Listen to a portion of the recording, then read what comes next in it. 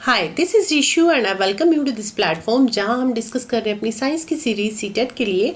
और आज है हमारा डे 14। आज हम करेंगे फ्रिक्शन चैप्टर के PYQs। इससे जो पिछली वीडियो थी उसमें हमने फ्रिक्शन चैप्टर कंप्लीट किया था अपना, और आज हम करेंगे फ्रिक्शन चैप्टर के PYQs। तो जिन बच्चों ने वो वीडियो नहीं देखी है वो वीडियो भी आप जरूर देखें, उसके बाद ही क्वेश्चन आंसर वाली सीरीज में आए, ठीक है। तभी आप जो है क्वेश्चन आंसर सॉल्व कर पाओगे इसलिए, ओके।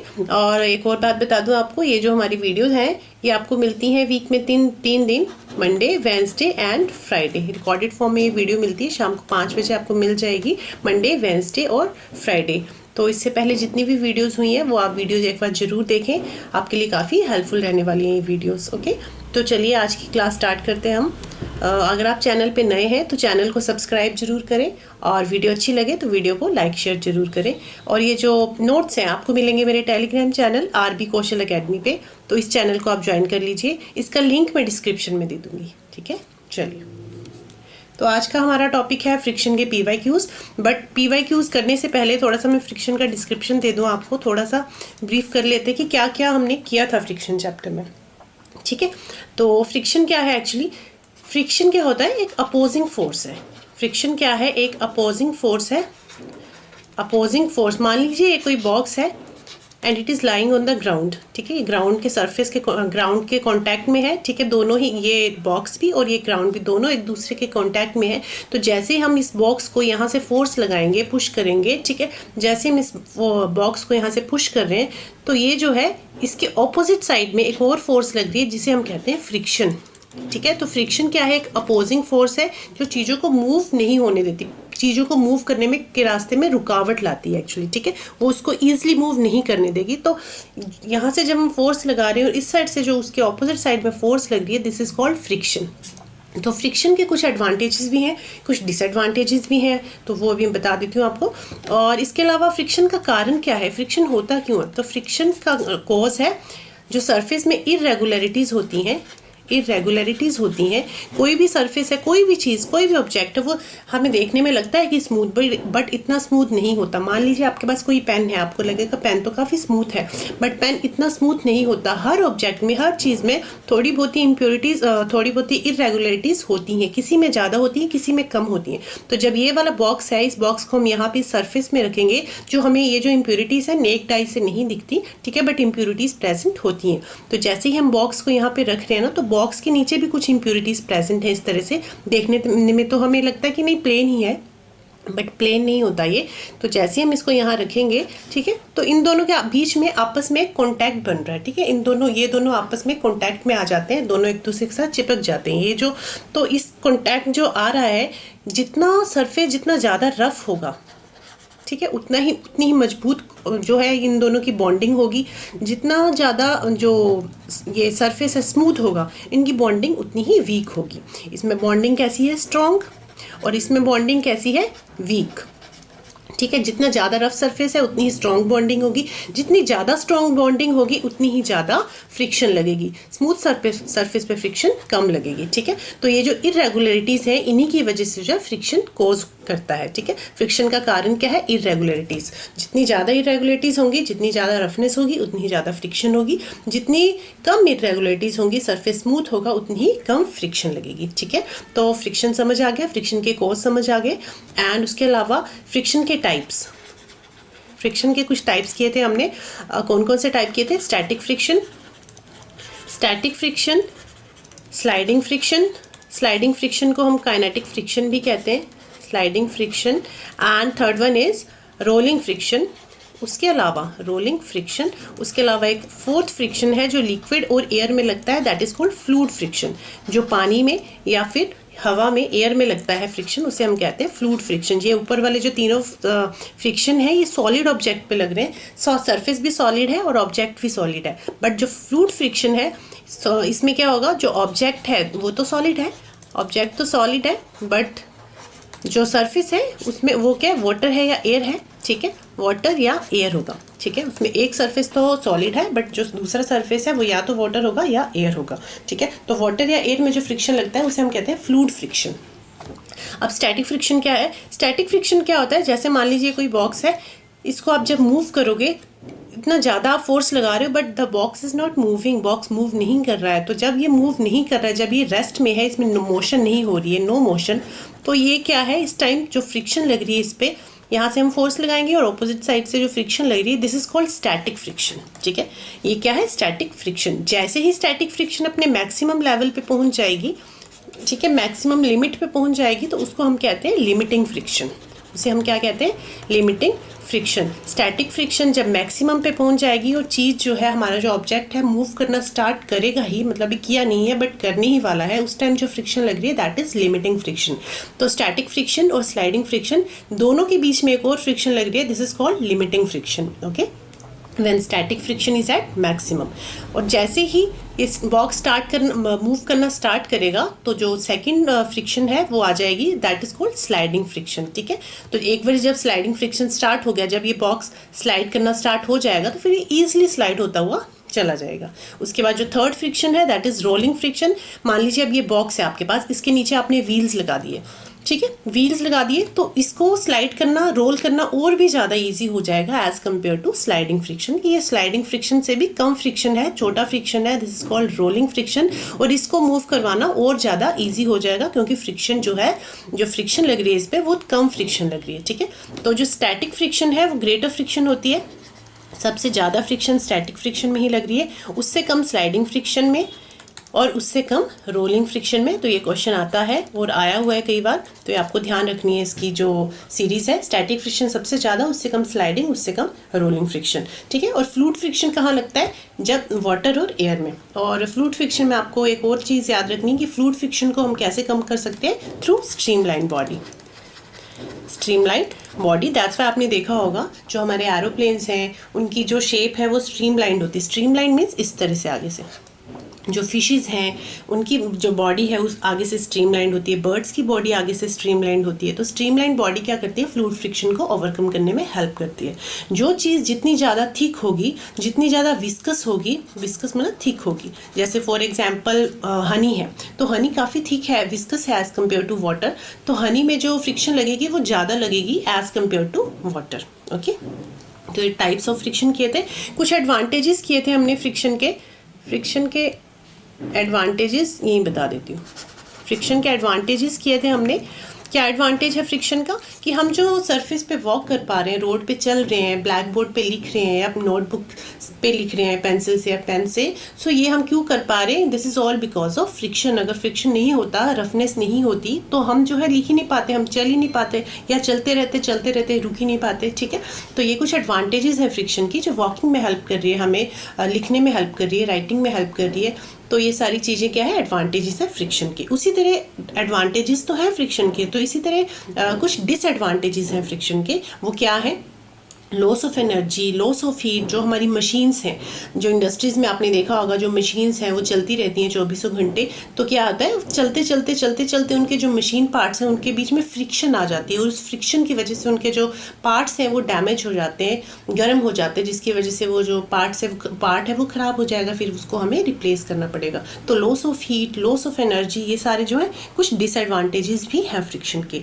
उसके अलावा फ्रिक्शन को हम कैसे कम कर सकते हैं, तो फ्रिक्शन को हम कर सकते हैं come by lubricating means oiling करके, ग्रीसिंग करके। आपने देखा होगा हमारे घर के डोर कई बार काफ़ी आवाज़ करना शुरू हो जाते हैं, वैसे ही कुछ मशीन पार्ट्स आवाज़ करना शुरू हो जाते हैं, तो हम उन पे क्या है, ऑयल अप्लाई करते हैं, ग्रीसिंग करते हैं, तो उस जगह सरफेस जो है स्मूथ हो जाता है और उस पर फ्रिक्शन कम होता है और वो आवाज़ कम करती हैं।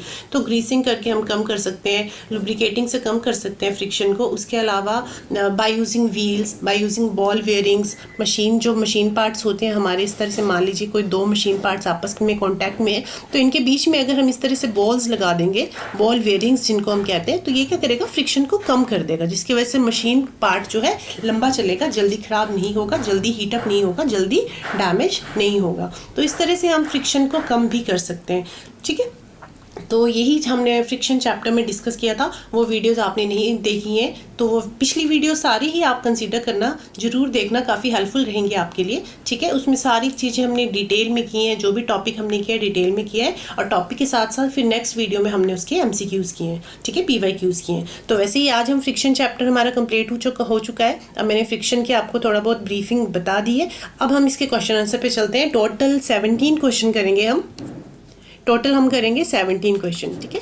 तो उसमें से 13 to 14 क्वेश्चन तो PYQ से ही लिए हैं मैंने, प्लस लास्ट के 2-3 क्वेश्चन है जो मैंने खुद से ऐड ऑन किए हैं, ठीक है। वो इंपॉर्टेंट क्वेश्चन है, वो आ सकते हैं क्वेश्चन, इसलिए मैंने खुद से ऐड किए हैं वो, ठीक है। तो चलिए स्टार्ट करते हैं।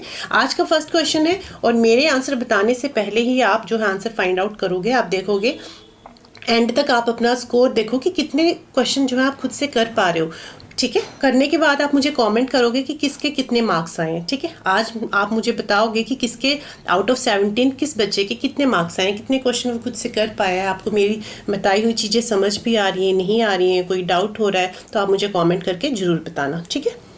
चलिए आज का फर्स्ट क्वेश्चन है, आइडेंटिफाई द इनकरेक्ट स्टेटमेंट। वो स्टेटमेंट्स हैं आपके पास, आपको इनकरेक्ट स्टेटमेंट बतानी है, गलत स्टेटमेंट बतानी है कि चारों में से गलत स्टेटमेंट कौन है। So ball bearings are used to increase friction between parts of a machine. की जो बॉल वेयरिंग्स हैं, अभी मैंने आपको बताया कि इस तरह से कोई मशीन पार्ट है, उसके बीच में हमने छोटे छोटे बोल्स लाइक स्ट्रक्चर यूज़ किया ताकि इन दोनों पार्ट्स के बीच में फ्रिक्शन कम हो सके।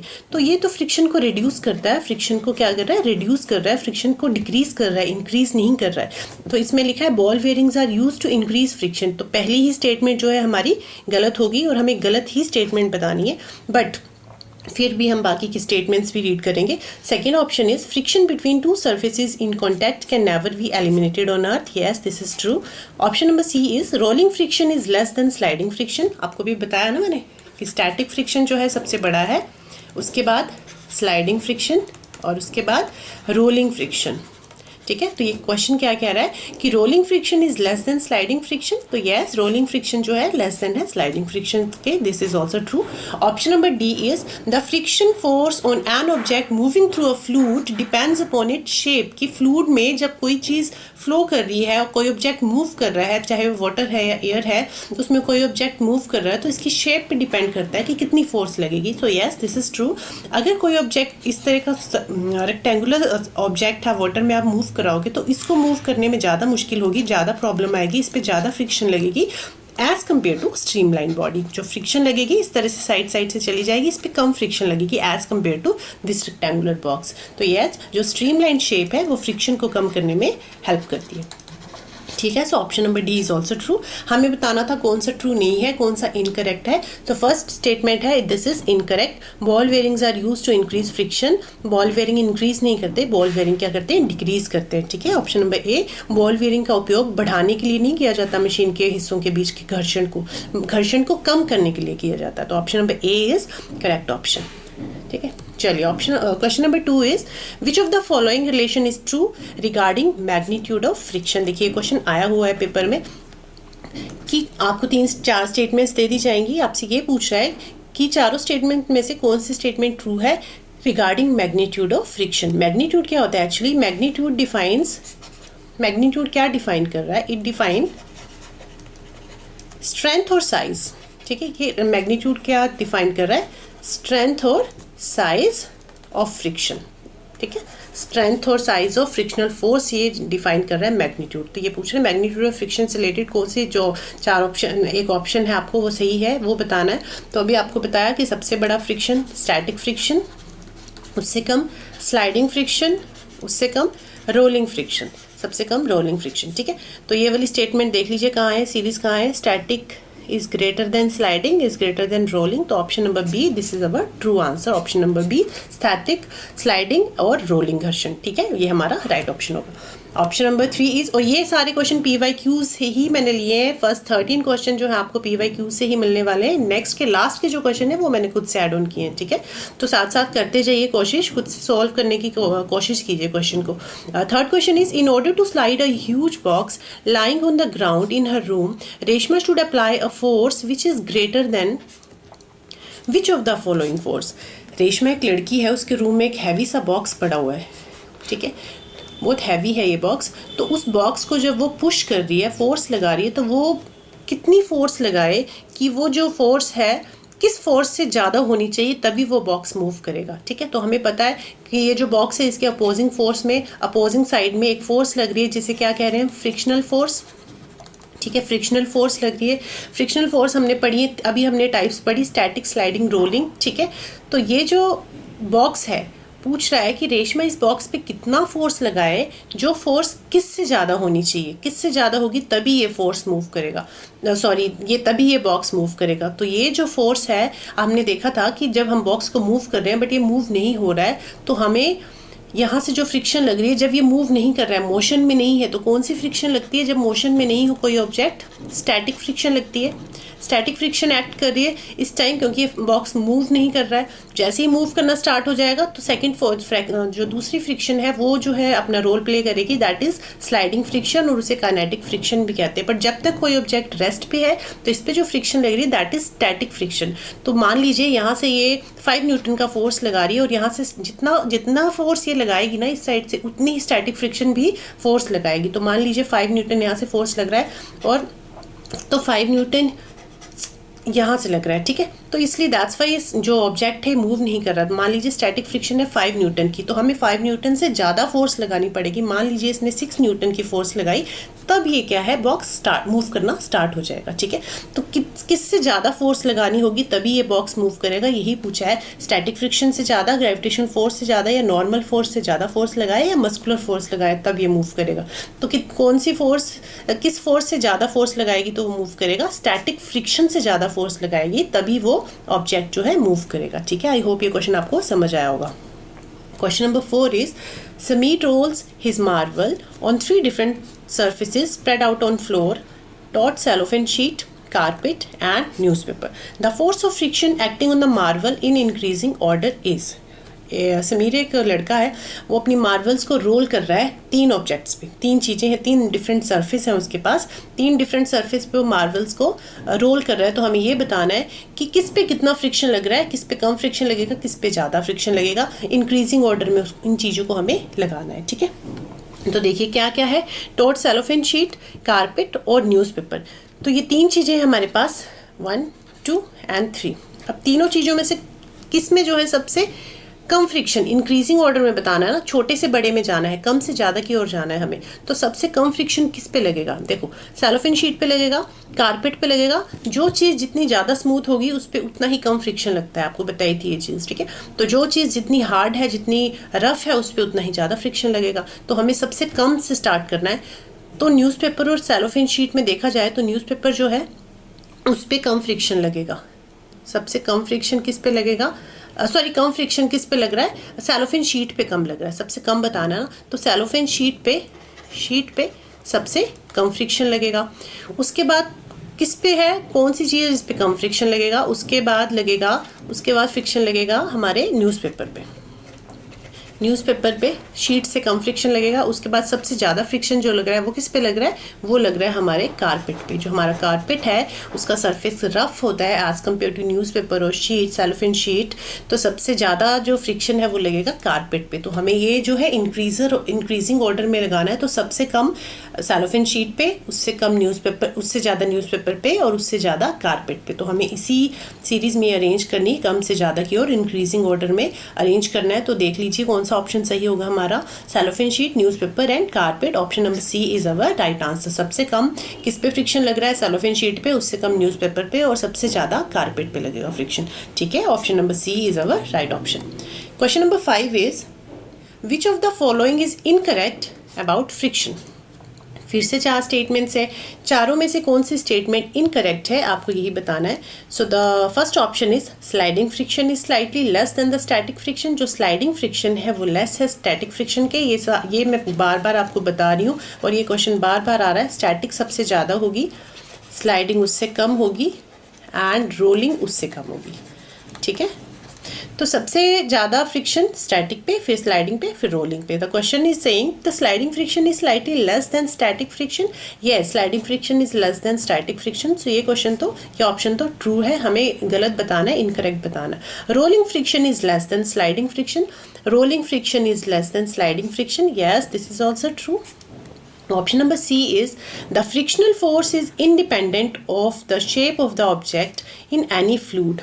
कि फ्लूइड में जब कोई फोर्स लग रही है, फ्रिक्शनल फोर्स लग रही है, तो शेप का उसमें कोई लेना देना नहीं है, शेप का उसमें कोई रोल नहीं है। तो ऐसा नहीं है, अभी मैंने आपको पीछे बताया कि वाटर में अगर कोई चीज़ मूव कर रही है तो अगर कोई स्क्वायर शेप की चीज़ रखोगे आप और एक दूसरी चीज़ हमारे पास स्ट्रीमलाइन शेप की है, ठीक है, तो किस पे जो है फ्रिक्शन कम लगेगा? जो स्ट्रीमलाइन शेप है, हमारी बॉडी है स्ट्रीमलाइन बॉडी, उस पर फ्रिक्शन कम लगेगा as compare to rectangular box, इस पर फ्रिक्शन ज़्यादा लगेगी। तो हम ये नहीं कह सकते कि हाँ शेप का कोई फ़र्क नहीं पड़ता, it is independent of the shape of the object in any fluid. So नहीं, इंडिपेंडेंट नहीं है, इसका शेप का फ़र्क पड़ता है फ्लूइड में। अगर बॉडी स्ट्रीमलाइंड होगी तो कम फ्रिक्शन लगेगा, स्क्वायर होगी तो ज़्यादा फ्रिक्शन लगेगा। तो यही स्टेटमेंट गलत है कि frictional force is independent of the shape of the object in any fluid. और हमें गलत ही स्टेटमेंट बतानी है, इनकरेक्ट स्टेटमेंट बतानी थी।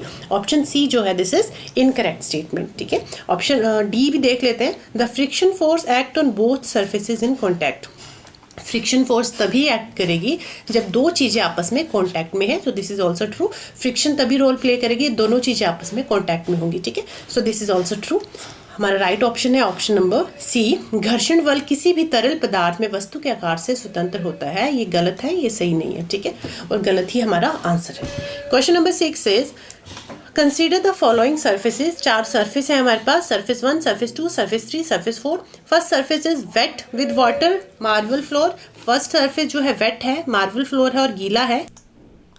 और जो सेकंड सरफेस है ड्राई मार्बल फ्लोर, वो सूखा है, ड्राई है बिल्कुल। जो सरफेस थर्ड है हमारा marble floor with oil spread on it, marble floor है उस पर ऑयल गिरा हुआ है। जो सरफेस 4 है हमारे पास marble floor with newspaper on it, उस पर हमने न्यूज़पेपर फैलाया हुआ है, ठीक है। अब Ruhi runs her toy car on all the surfaces. Ruhi एक लड़की है जो अपने टॉय कार से खेल रही है, इन सभी सर्फेसिस पे अपने टॉय कार को चला रही है। The toy car is pushed with same force on all surfaces. सभी सर्फेसिस पे वो सेम फोर्स से ही जो है अपने कार को पुश कर रही है। It covers the distance D1, D2, D3 and D4 for the surfaces S1, S2, S3 and S4। जब चारों सर्फेसिस पे उसने अपनी गाड़ी को, टॉय कार को चलाया, तो चारों सर्फेसिस पे वो एक डिस्टेंस कवर करेंगी, D1, D2, D3, D4। तो वो जो डिस्टेंस कवर कर रही है, विच of the following option correctly shows the distance covered by the toy car on different surfaces and increasing order. तो हमें ये जो डिफरेंस कवर किया है उसके टॉय कार ने, उसको इंक्रीजिंग ऑर्डर में लगाना है कि कम से ज़्यादा की ओर, किस में कम किस में ज़्यादा, कौन सा जो सरफेस है उस पर जल्दी डिस्टेंस कवर करेगा, कौन सा सरफेस है इस पर थोड़ा टाइम लगाएगा डिस्टेंस कवर करने में। मतलब हमसे ये पूछा है कि कौन से सरफेस पे कम फ्रिक्शन लगेगी, कौन से सरफेस पे ज़्यादा फ्रिक्शन लगेगी। जहाँ कम फ्रिक्शन लगेगी वो जल्दी से स्लाइड करके चला जाएगा, जहाँ फ्रिक्शन लगेगी वो उसमें थोड़ी सी रुकावट आएगी, वो थोड़ा लेट डिस्टेंस कवर करेगा, ठीक है। तो क्वेश्चन में जनरली यही पूछा है कि किसमें फ्रिक्शन कम लग रही है, कौन से सर्फेस पे, और कौन से सर्फेस पे फ्रिक्शन ज़्यादा लग रही है, ठीक है। चलिए अब यहाँ देखिए 4 सर्फेसिस है हमारे पास, wet with water marble floor, dry marble floor with oil spread on it, fourth is marble floor with newspaper on it. तो चारों में से कौन से सरफेस पे सबसे कम फ्रिक्शन लग रही है? सबसे कम फ्रिक्शन लगेगी जो हमारे पास सरफेस 4 है, फोर्थ सरफेस है जिसपे न्यूज़पेपर बिछाया हुआ है, उसमें कम फ्रिक्शन लगेगी, ठीक है। उसके बाद जो फ्रिक्शन लगेगी दैट इज़, सबसे कम फ्रिक्शन लगेगी that is dry marble floor. जो ड्राई मार्बल फ्लोर है उससे कम फ्रिक्शन लगेगी, मतलब उससे ज़्यादा फ्रिक्शन लगेगी थोड़ी सी। और उसके अलावा जो थर्ड है हमारे पास कौन कौन सा रह गया? वाटर वाला। हाँ, वाटर वाला में कम से ज़्यादा फ्रिक्शन लगेगी। और सबसे ज़्यादा फ्रिक्शन मतलब कम फ्रिक्शन, मतलब जिसमें डिस्टेंस कवर कर रहा है जल्दी। तो सबसे कम फ्रिक्शन किस में होगी? जिस मार्बल फ्लोर में हमने ऑयल स्प्रेड किया हुआ है, ठीक है। सबसे कम फ्रिक्शन कहाँ लग रही है? जिस पे हमने ये फ्लोर क्या बिछाया हुआ है, जिसमें तेल फेंका हुआ है, हमने तेल गिरा हुआ है हमारे फ्लोर पे, तो उस पे जो है फ्रिक्शन सबसे कम लगेगी, ठीक है। तो सबसे कम फ्रिक्शन किस में लग रहा है? जिस सरफेस पे हमने ऑयल फेंका। आपने देखा होगा, अगर घर में फर्श में आपने देखा होगा कभी ऑयल गिर जाए तो आप उस पर जल्दी स्लिप हो जाते हो as compare to dry floor. जल्दी स्लिप क्यों हो जाती है? क्योंकि जब फ्लोर ऑयली है तो उसमें फ्रिक्शन कम लग रही है as compare to normal floor. तो जब सरफेस ऑयली होगा तो उसमें सबसे कम फ्रिक्शन लगेगी as compare to normal floor. तो सबसे कम फ्रिक्शन किस में लग रही है? S3 में। तो ठीक है, तो डिस्टेंस कौन सी गाड़ी जल्दी जो डिस्टेंस कवर करना है टॉय कार ने, उसका डिस्टेंस क्या हो जाएगा? D4, D2, D1 और ये D3। तो सबसे कम फ्रिक्शन किस में है? D3 में, ठीक है। सो D3 ये एरो मैंने थोड़ा गलत लगा दिए, इस तरफ को होने थे, ठीक है। सबसे कम फ्रिक्शन D3 में है, सबसे ज़्यादा D4 में, D2 में, D1 और D3 में, बट हमें इंक्रीजिंग ऑर्डर में लगाना था, छोटे से बड़े में। तो इंक्रीजिंग ऑर्डर में सबसे कम फ्रिक्शन कहाँ है?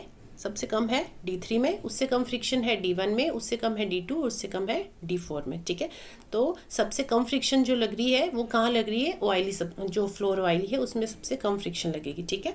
उसके बाद जो गीला फ्लोर है उसमें लगेगी, उसके बाद ड्राई मार्बल फ्लोर में, और सबसे ज़्यादा फ्रिक्शन कहाँ लगेगी? जब मार्बल फ्लोर पे न्यूज़पेपर है उस पर ज़्यादा फ्रिक्शन लगेगी। सबसे कम लगेगी जब ऑयल फ्लाई हो हमने फ्लोर में, ठीक है। तो option number D is our right answer. Question number 7 is, two blocks of iron of masses M1 and M2 are lying on a cemented floor. हमारे पास दो बॉक्सेस हैं M1 and M2, ठीक है, M1 एंड M2, और ये cemented area पे पड़े हुए हैं। एक सीमेंटेड एरिया है उस पर हमने रखे हुए हैं M1 और M2।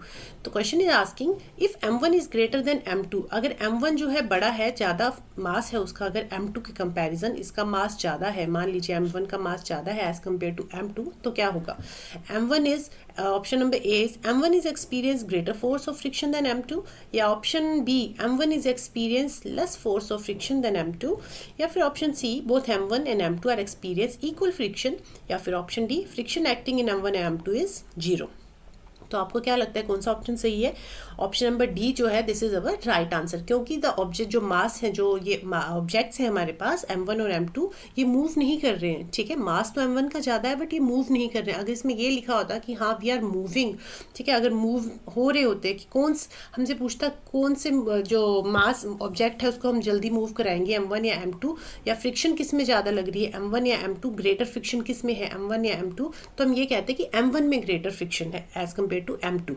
बट हमसे ये पूछा है कि दोनों ही चीज़ें रेस्ट पे हैं, they are lying on the ground, floor पे पड़े हुए हैं, ठीक है, मूव नहीं कर रहे हैं, फ्लोर पे पड़े हुए हैं। जब फ्लोर पे पड़े हैं वो मूव ही नहीं कर रहे, तो उन पे जो फ्रिक्शन है, जो फ्रिक्शन एक्ट करेगा, जो अपोजिंग फोर्स लगेगी M1 और M2 पे, दिस इज 0। अगर ये मूव कर रहे होते तब हम कहते हैं कि M1 is experience greater force of friction than M2, तब M1 को, क्योंकि जो जिसका मास ज़्यादा है उसमें उतनी ही ज़्यादा हम फोर्स लगाएंगे, हम जितना फोर्स लगाएंगे उतनी ही जो है फ्रिक्शनल फोर्स अपोजिट साइड से लगेगी। तो M1 में ज़्यादा फ्रिक्शन होता है एज कम्पेयर टू M2 अगर ऑब्जेक्ट मूव करा रहे होते हैं हम तो, बट हम मूव नहीं करवा रहे हैं, वो सिर्फ रेस्ट पे हैं। अगर रेस्ट पे है तो M1 और M2 दोनों ही जो उन पे जो फ्रिक्शन है दैट इज़ 0, ठीक है। फ्रिक्शन जो एक्ट कर रहा है that is 0, it is not moving. तो option number D is our right answer. Question number 8 is read the following statement and choose the correct option. दो स्टेटमेंट है, असर्शन, रीजन। एक स्टेटमेंट है assertion is it is easy to slide a lighter object than heavier object. So yes this is true. आपके पास दो suitcase है, मान लो, suitcase नहीं, दो बॉक्स है मान लो। सूटकेस में तो व्हील्स लगे होंगे ना, तो वो तो आप भारी करो हल्का करो ईजिली आप रोल करके ले जाओगे। दो बॉक्सेस हैं, एक ए और एक बी। एक ए बॉक्स है हमारे पास, ए हैवी है as compare to B, B हल्का है। तो कौन से को आप जल्दी उठा लोगे, ए को या बी को? ऑफ कोर्स आप बी को जल्दी उठा लोगे क्योंकि बी लाइटर है as compare to A. So it is easy to slide a lighter, slide करना है। ए को ज़्यादा जल्दी स्लाइड कर पाओगे या बी को? अगर स्लाइड करने की भी बात आए तब भी आप बी को ही जल्दी स्लाइड करोगे क्योंकि बी जो है हल्का है, उसका मास कम है, तो उसको आप जल्दी स्लाइड कर लोगे। It is easy to slide lighter object than heavier object, this is true. Option number sorry assertion जो है हमारी स्टेटमेंट फर्स्ट है, दिस इज ट्रू। इसका रीज़न दिया हुआ है कि friction is inversely proportional to the mass of the object, कि जो फ्रिक्शन है हमारा, जो यहाँ लिख देती हूँ, शुड आई राइट, यहाँ लिख देती हूँ, जो फ्रिक्शन है हमारा this is inversely proportional to mass, कि अगर फ्रिक्शन ज़्यादा है तो मास कम होगा, फ्रिक्शन कम है तो मास ज़्यादा होगा। तो ये स्टेटमेंट बिल्कुल गलत है, ऐसा नहीं होता। देखिए फ्रिक्शन अगर ज़्यादा है, मान लीजिए बॉक्स जो है ए बॉक्स हैवी है, इस पर हम अगर जितनी ज़्यादा फोर्स यहाँ से अप्लाई करेंगे उतनी ही जो है फ्रिक्शनल फोर्स यहाँ से अपोजिंग फोर्स लगाएगी, उतनी ही ताकत से यहाँ से भी फोर्स लग रही है जिसे हम कह रहे हैं फ्रिक्शनल फोर्स। तो जितना ज़्यादा ऑब्जेक्ट हैवी होगा उस पर उतनी ही फोर्स लगेगी, ठीक है। जितने ज़्यादा हम फोर्स लगा रहे हैं, मतलब जिसका मास जितना ज़्यादा है उतनी ही हम फोर्स अप्लाई कर रहे हैं, ठीक है। इसका जो फोर्स, इसका जो मास है ज़्यादा है ए का एज़ कम्पेयर टू बी, तो इस पर हम फोर्स भी ज़्यादा लगा रहे हैं। तो हम ये नहीं कहेंगे कि अगर मास ज़्यादा है तो फोर्स कम लगा रहे हैं, या फोर्स ज़्यादा है तो मास कम मास कम है तो फोर्स ज़्यादा लगा रहे हैं, या मास ज़्यादा है तो फोर्स कम लगा रहे हैं, उल्टा नहीं होगा ना, इन्वर्सली प्रोपोर्शनल नहीं है। अगर फोर्स मास ज़्यादा है तो फोर्स भी ज़्यादा ही लगानी पड़ेगी। अगर ए का मास ज़्यादा है, इसका मास ज़्यादा है, तो हमें फोर्स भी ज़्यादा लगानी पड़ेगी।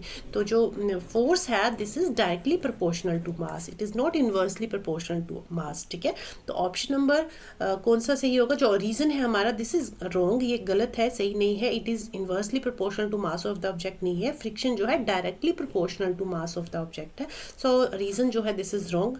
जो असर्शन है A is true but R is not true. तो किस में है ये ऑप्शन देख लीजिए, A is true but reason R is false. Option number C is our right answer. जो अभिकथन ए है वो सत्य है, लेकिन जो इसका कारण दिया हुआ है कि F is inversely proportional to mass, this is not true, क्योंकि फोर्स जो हम फोर्स लगा रहे हैं that is directly proportional to mass. जितना ज़्यादा मास होगा हमें उतनी ही ज़्यादा फोर्स अप्लाई करनी पड़ेगी और उतनी ही फ्रिक्शनल फोर्स भी दूसरी साइड से लगेगी। ठीक है, so option number C is our right answer.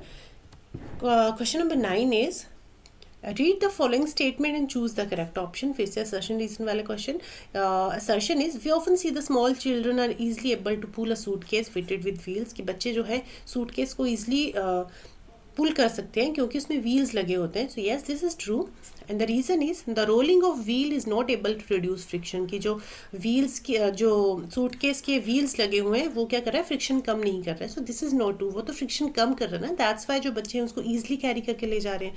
So this is not true, reason is wrong. So answer है assertion A is true but reason R is false. Option number C is right answer of this question. I hope आपको question समझ आ रहे होंगे, मैं समझा पा रही होंगी, आप समझ पा रहे होंगे। फिर भी कोई भी कन्फ्यूजन होता है, कुछ चीज़ें समझ नहीं आती हैं, तो आप मुझे कमेंट कर देना, मैं फिर से वो चीज़ें फिर से एक्सप्लेन कर दूंगी। बाकी आप मुझे बताना ज़रूर कि आपको मेरी बताई हुई चीज़ें समझ भी आती हैं नहीं आती हैं। ठीक है, कॉमेंट करके ज़रूर बताना। आप कुछ बताते तो नहीं है, बस वीडियो देख लेते हो बट कुछ बताते नहीं हो। उसके अलावा आपको आज क्वेश्चन करके मुझे मार्क्स भी बताने हैं कि कौन से किस बच्चे के कितने मार्क्स आए हैं। आपको मेरी बताई हुई चीज़ें समझ आई नहीं आई, आपको कितने मार्क्स आए वो आपको मुझे बताना है। ठीक है, चलिए। And question number 10 is an object of mass 5 kg is sliding on a smooth frictionless horizontal surface with a constant velocity of 10 meter per second. The force required to keep the object moving with the same velocity is means हमारे पास एक object है जिसका मास है 5 kg।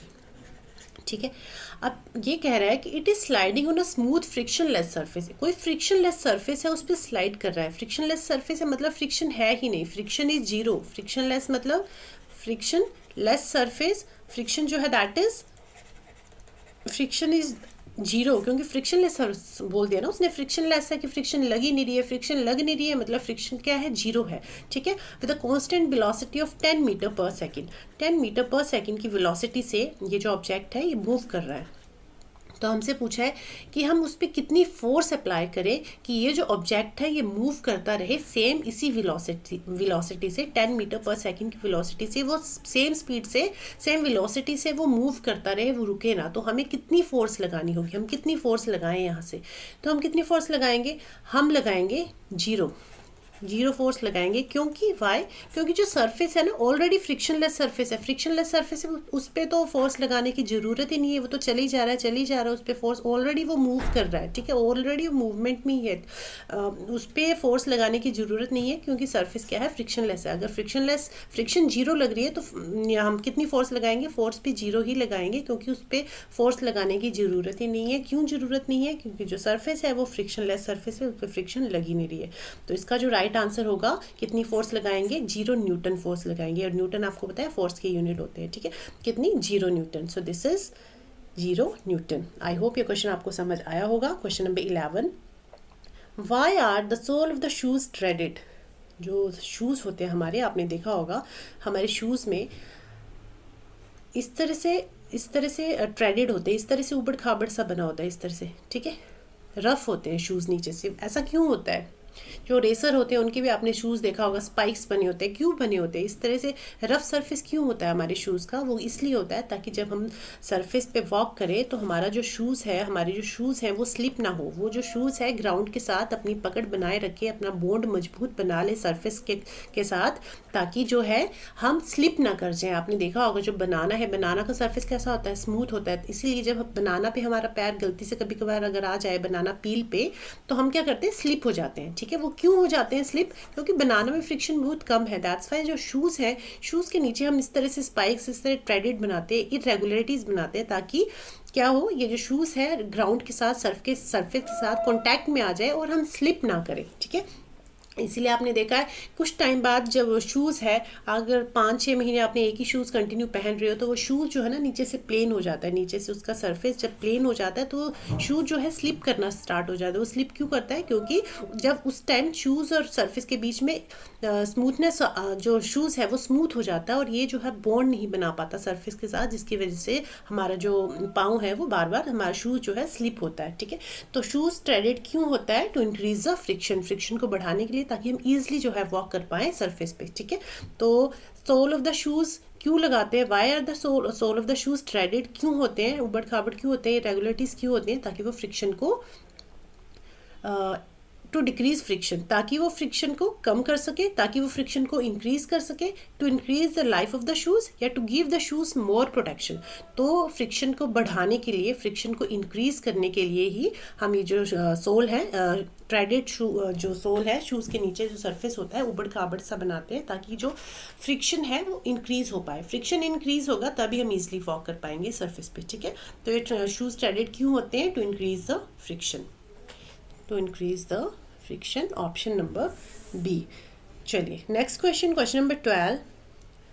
Read the following statement and choose the correct option. Assertion is gymnasts often apply coarse substance chalk on their hands to have better grip. जो gymnast होते हैं अपने हाथों में मिट्टी या चौक, आपने देखा होगा, कुछ रफ पाउडर लगाते हैं। ठीक है, वो क्यों लगाते हैं रफ पाउडर? ताकि उनकी बेटर ग्रिप बन सके, पकड़ अच्छी हो। ठीक है, उनका जो हाथ है स्वेटिंग की वजह से स्लिप ना हो, फ्रिक्शन कम ना हो जाए स्वेट। ठीक है, फ्रिक्शन बढ़ाने के लिए, इंक्रीज करने के लिए फ्रिक्शन को, वो हाथों को थोड़ा सा रफ बनाते हैं। क्योंकि हमने क्या पढ़ा था, जो चीज़ जितनी ज़्यादा रफ होगी उतना ही ज़्यादा उसमें फ्रिक्शन होगा। जितनी ज़्यादा रफ है उतना ही ज़्यादा फ्रिक्शन है, जितनी ज़्यादा स्मूथ है उतना ही कम फ्रिक्शन है। तो सर वो क्या क्यों लगाते हैं अपने हाथों में coarse substance? To increase the friction. चलिए रीजन देख लेते हैं। Option number A is true, assertion A is true. Reason is the chalk powder increases friction. की जो चॉक पाउडर है वो क्या हो रही है, चॉक पाउडर है वो फ्रिक्शन इंक्रीज करता है। चॉक पाउडर फ्रिक्शन को इंक्रीज कर रहा है। हाँ ठीक है, चॉक पाउडर फ्रिक्शन को इंक्रीज कर रहा है, इसलिए हम जो चॉक पाउडर है वो सब्सटेंस है हाथों में लगाते हैं। So yes, this is true. Both A and R true and R is the correct explanation of A. तो राइट आंसर हो जाएगा हमारा option number A. Both assertion and reason are true and reason is the correct explanation of A. Okay, I hope question number 12 is also clear to you.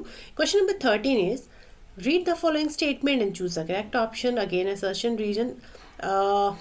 Assertion is, we do not slip when we walk on wet floor. कि जब हम wet floor पे चलते हैं तो हम slip नहीं होते. This is true or not? No, this is not true. क्योंकि wet floor पे जब हम, आपने देखा घर पे जब हम पोछा लगाते हैं, ठीक है, जब पोछा गीला होता है तो हमारे slip होने के chances भी ज़्यादा होते हैं as compared to dry floor. तो जब गीला है surface तो उस पर हम जल्दी slip होंगे. Slip क्यों होंगे? क्योंकि friction कम हो जाएगी. Friction क्योंकि surface जो है smooth हो जाएगा. Surface smooth हो जाएगा तो friction जो है कम हो जाएगी. ठीक है, friction कम हो जाएगी तो हमारे slip करने के chances बढ़ जाएंगे. So we do not sleep, नहीं, we sleep actually. So assertion is not true. The reason is the water form thin layer between the feet and the floor and the decrease the friction. Yes, friction तो कम करता है वो, but हम गिरते हैं. इसमें लिखा हम नहीं गिरते, do not slip, बट हम स्लिप कर जाते हैं. तो ऑप्शन ए जो, सॉरी बार बार ऑप्शन बोल रही हूँ मैं इसको. assertion A is true but assertion A is not true but reason is true. तो इसमें क्या है, assertion तो false है बट reason true है. तो हमारा राइट आंसर होगा option number C. assertion is not true. Option number D, assertion is false but reason R is true. हमारा राइट ऑप्शन है ऑप्शन नंबर डी कि assertion is false but reason is true. Okay, question number 14 is, question number 13 हमारे complete हो गए. हम करेंगे total 17 question. ठीक है, क्वेश्चन नंबर 14 पे चलते हैं अब. क्या हो गया? Yes, question number 14 is, read the following statement and choose the correct option. Question number 13 तक के सारे क्वेश्चन जो थे वो PYQs थे। अब ये जो है एंड के क्वेश्चन 14, 15, 16, 17 चार क्वेश्चन मैंने खुद से ऐड ऑन किए, ठीक है। पहले के जो 13 क्वेश्चन थे वो सारे PYQs ही थे, तो आप देख लीजिए किस तरह के क्वेश्चन आते हैं, किस तरह का लेवल होता है, ठीक है। चलिए question number 14 is read the following statement and choose the correct option. Assertion is given कि airplanes have special shape that resemble with birds, की एयर जो एरोप्लेन की शेप है उनकी शेप जो है बर्ड्स की शेप से मैच करती है, तो yes this is true. Streamline shape है बॉडी उनकी, क्यों? ताकि वो फ्रिक्शन को कम कर सके, फ्रूट फ्रिक्शन कम हो सके। रीज़न है कि scientist take inspiration from the nature to design airplanes so as to reduce friction experience by the air, ताकि वो उन्होंने जो साइंटिस्ट हैं उन्होंने नेचर से इंस्पिरेशन लिया है और एरोप्लेन को डिज़ाइन किया ताकि वो फ्रिक्शन को कम कर सके, जो एयर में फ्रिक्शन होगी उसको कम कर सके। So yes this is also true. So both A and R are true and R is the correct explanation of A। Both A and R are true and R is the correct explanation of A, ठीक है। Option number A is our right answer. Question number 15 is कि घर्षण बल किस में वृद्धि के साथ बढ़ता है? Frictional force increases with increase in, किसके साथ? फ्रिक्शनल फोर्स कब बढ़ेगी? जब जो सरफेस है रफ है, सरफेस स्मूथ है, या distance between two bodies, none of these. तो फ्रिक्शनल फोर्स कब इंक्रीज करेगी? जब सरफेस जो है रफ होगा। जितना ज़्यादा सरफेस रफ है, जितना ज़्यादा रफ सरफेस है, जितना ज़्यादा रफ सरफेस है उतनी ही ज़्यादा फ्रिक्शन होगी, उतनी ही ज़्यादा फ्रिक्शन होगी, उतनी ही ज़्यादा फ्रिक्शन होगी। तो frictional force increases with increase in roughness of the surface. जितना ज़्यादा रफ सरफेस है उतनी ज़्यादा फ्रिक्शनल फोर्स लगेगी, जितना ज़्यादा स्मूथ सरफेस है उतनी ही फ्रिक्शन कम लगेगी, ठीक है। क्वेश्चन नंबर 16 पे चलते हैं। Question number 16 is what kind of substances are known as lubricants. Lubricants क्या होते हैं, किस तरह वो क्या करते हैं, उनका क्या काम है? लुब्रिकेंट्स जो हम यूज़ कर रहे हैं वो क्यों यूज़ कर रहे हैं? To decrease the friction, friction को कम करने के लिए जो हम ऑयलिंग करते हैं, ग्रीसिंग करते हैं, वो क्यों करते हैं? ताकि फ्रिक्शन को हम कम कर सकें, डिक्रीज करने के लिए, फ्रिक्शन को, घर्षण को कम करने के लिए हम क्या कर रहे हैं? इनको यूज़ करते हैं लुब्रिकेंट्स को, ठीक है। क्वेश्चन नंबर 17 आज का लास्ट क्वेश्चन है। A body will experience the minimum friction in, body जो है सबसे कम फ्रिक्शन कहाँ पे एक्सपीरियंस करेगी? चलिए इसका आंसर आप मुझे कमेंट करके बताओगे, ठीक है। इसका आंसर मैं नहीं बता रही। अब body will experience the minimum friction in, कहाँ पे मिनिमम फ्रिक्शन होगा? वैक्यूम में, एयर में, फ्रेश वाटर में, या सी वाटर में? इसका आंसर आप मुझे कमेंट करके बताओगे कमेंट सेक्शन में, ठीक है। और बाकी फिर नेक्स्ट वीडियो में मैं आपको इसका आंसर बता दूंगी। बाकी ये ईजी सा क्वेश्चन है। आई होप अगर आपने चैप्टर अच्छे से रीड किया होगा, समझा होगा, तो आप इसका answer of course find out कर लोगे, ठीक है। तो आज के लिए इतना ही। नेक्स्ट वीडियो में मिलते हैं। अब हम नेक्स्ट चैप्टर करेंगे फोर्स, ठीक है। नेक्स्ट चैप्टर हम फोर्स करने वाले, फोर्स करेंगे, टाइप ऑफ फोर्सेस करेंगे, बैलेंस्ड एंड अनबैलेंस्ड फोर्सेस करेंगे, उसके अलावा बाइंड फोर्स भी करेंगे कि बाइंड फोर्स क्या है। बाइंड फोर्स से भी क्वेश्चन पूछे जाते हैं आपके पेपर में, तो ये फोर्स चैप्टर हम कर लेंगे। फिर फोर्स के बाद उसके MCQ PYQs करेंगे and later then will do pressure. Force के बाद प्रेशर चैप्टर करेंगे, उसके बाद देखते हैं कौन सा चैप्टर नेक्स्ट स्टार्ट करें। तो आई होप आपकी तैयारी अच्छी चल रही होगी, आप तैयारी कर रहे होंगे, पढ़ रहे होंगे। तो जितनी भी वीडियोस मैं करा चुकी हूँ अब तक, ठीक है, तो वो वीडियोस आप ज़रूर देखना, आपके लिए काफ़ी हेल्पफुल रहने वाली हैं वो वीडियोस। और आपको लगे कि कुछ कमी है इनमें कि मैम आपको ऐसे नहीं, ऐसा करना चाहिए, आप सजेशंस भी दे सकते हैं। ऑफ कोर्स सजेशन आप दे सकते हो, मुझे कमेंट कर देना। कोई भी चीज़ आपको लगे कि ये चीज़ ऐसे नहीं होनी चाहिए या मैम आप थोड़ा सा ऐसे करो, तो आप मुझे सजेस्ट कर देना, ठीक है। बाकी अगर आप चैनल पे नए हैं तो चैनल को सब्सक्राइब जरूर करें, वीडियो अच्छी लगे तो वीडियो लाइक शेयर जरूर करें। बाकी ये वीडियोज़ आप ही के लिए बनाई जा रही हैं ताकि आपको फ्री ऑफ कॉस्ट चीज़ें मिल पाए, ठीक है। क्योंकि आजकल आपको पता है CTET जो है कंपलसरी हो चुका है, तो प्राइवेट सेक्टर्स में भी जो अच्छे अच्छे स्कूल्स हैं हमारे, उनमें भी CTET मांगा जाता है। तो CTET क्वालिफाई करना ज़रूरी है। उसके बाद सेकंड स्टेप, जो गवर्नमेंट जॉब करना चाहते हैं तो ऑफकोर्स गवर्नमेंट जॉब के लिए ही कर रहे हैं, KVSG, SSSP, जिस भी ऑर्गेनाइजेशन के साथ आप काम करना चाहते हो उसकी तैयारी करोगे। बट जो फर्स्ट स्टेप है CTET का, CTET आपको क्लियर करना है, उसके लिए मैं पूरी हेल्प करूँगी आपकी। साइंस के लिए, साइंस पेपर 2 की बात कर रही हूँ। साइंस के लिए कोई भी आपको प्रॉब्लम हो आप मुझसे पूछ सकते हो पेपर 2 के लिए। प्लस इसकी साइंस पैडागोजी भी हम कर लेंगे। साइंस पैडागोजी हमने डिस्कस भी की हुई है जब मैंने पूरे पूरे पेपर डिस्कस किए हैं आपके साथ। प्रीवियस ईयर सीरीज़ करके एक सीरीज़ है जिसमें प्रीवियस ईयर पेपर्स डिस्कस किए हैं। 2018 से 24 तक के सारे क्वेश्चन पेपर जो है एज इट इज़ 30 मार्क्स के मैंने डिस्कस किए विद डिटेल। 2-2 ढाई घंटे की एक वीडियो है। बाद में तो मैंने पार्ट्स में किया था डिस्कस, बस स्टार्टिंग की वीडियोज़ मैंने पूरी 2-2.5 घंटे की वीडियोज़ हैं वो, तो जिसमें क्वेश्चंस के साथ साथ 20 मार्क्स के, आपको पता है कि आपकी थ्योरी आती है, 10 मार्क्स की पैडागोजी आती है। तो 20 मार्क्स की जो थ्योरी है उसमें मैंने पूरे प्रॉपर नोट्स आपको दे रखे हैं। हर क्वेश्चन, जो भी क्वेश्चन पूछा था उस टॉपिक से जितने भी क्वेश्चन और बन सकते हैं वो सारी चीज़ें मैंने एक्सप्लेन की हुई है वहाँ पे, तो वो आप सीरीज़ ज़रूर देखें। ठीक है, प्रीवियस ईयर क्वेश्चन सीरीज़ करके होगा वो, प्रीवियस ईयर सीरीज़ है साइंस की। CTET by RB Kaushal academy डालोगे या CTET previous year series by RB Kaushal academy डालोगे तब भी वो आ जाएगी। तो इसमें 20 मार्क्स जो थ्योरी के हैं वो तो हमने किए हैं, अलॉन्ग विद दिस जो 10 मार्क्स की पैडागोजी आती है आपकी साइंस पैडागोजी, उसमें मैंने पैडागोजी के नोट्स भी आपको प्रोवाइड किए थे और पैडागोजी भी हमने डिस्कस की थी। तो ये जो नोट्स हैं आपको मिलेंगे मेरे Telegram channel RB Kaushal academy पे, तो इस चैनल को आप ज्वाइन कर लीजिए। इसका जो लिंक है वो मैं डिस्क्रिप्शन में दे दूँगी। ठीक है, और आई होप आपको इस वीडियो में वॉइस का कोई इशू नहीं रहा होगा। कुछ वीडियोज़ मुझे पता है उसमें वॉइस का इशू आया है, सॉरी फॉर दैट, क्योंकि मुझे खुद भी नहीं पता था वॉइस का इशू आ रहा है। अपलोड करने के बाद ही मैंने नोटिस की हैं चीज़ें, बट तब तक तो हो चुका था, कुछ कर नहीं सकती थी। बट आई होप इस वीडियो में वॉइस का ऐसा वैसा कोई इशू नहीं रहा होगा। बाकी आप मुझे बता दिया करो जो भी आपको सही लगे गलत लगे। ठीक है, तो चलिए मिलते हैं अपनी नेक्स्ट वीडियो में, तब तक के लिए बाय बाय, टेक केयर।